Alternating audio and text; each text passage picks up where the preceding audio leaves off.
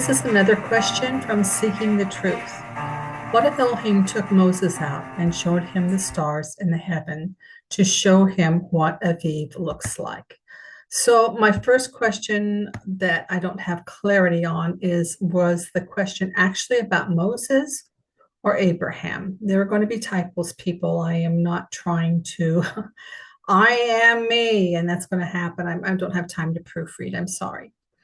First of all, let's talk about Abraham because really it's going to answer the question, and we don't even have to address Moses.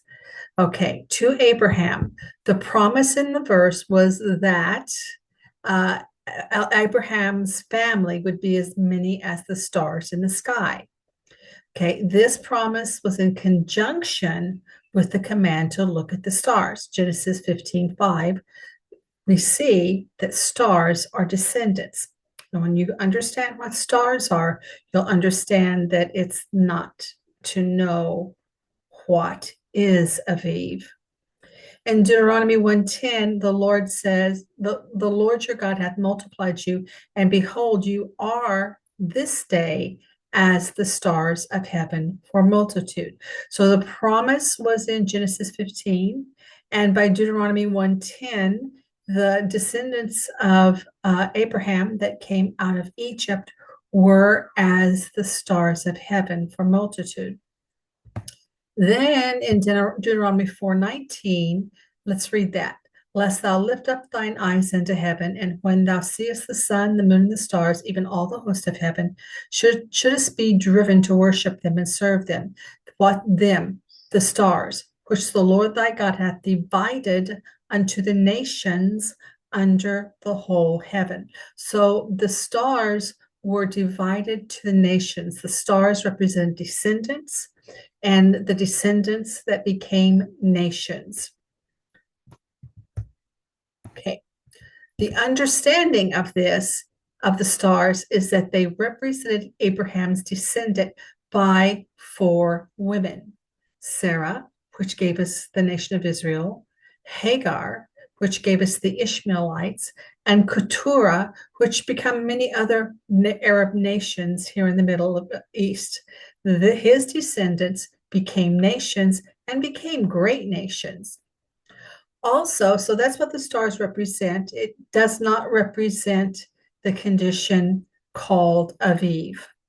Also, in the order of creation, we see that they are for a sign, the stars. When Yeshua shows up on earth, the wise men followed his star, a sign of the new government and new nation that would form under him.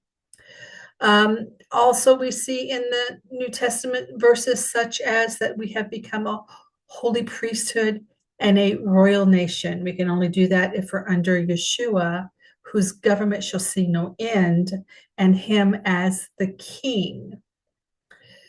Further understanding that in the order of creation given in Genesis, that stars were never to begin the year by. I kind of went over this a little bit in one of the other videos, but what we basically see is there is an order of creation. Elohim is so big on order.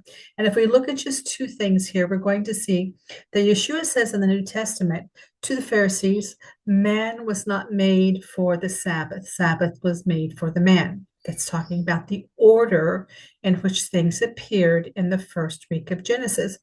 Then we see in Colossians 1 and John chapter 1 that Yeshua is before all things in creation, whether they're seen or unseen, and that he is the light and the life in men. The light showed up on the first day of the week.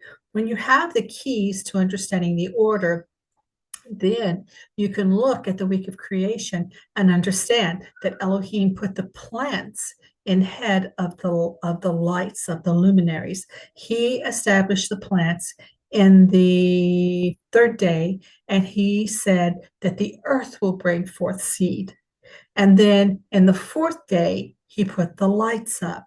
So the order of creation is very, very important to understanding the passage that Elohim would not have taken Moses or Abraham out and said, look at the stars and I'll show you Aviv. And if you want more understanding on this, the video on my YouTube channel is Calendar Diversities, the Final, what Yah says in the order of creation about his calendar.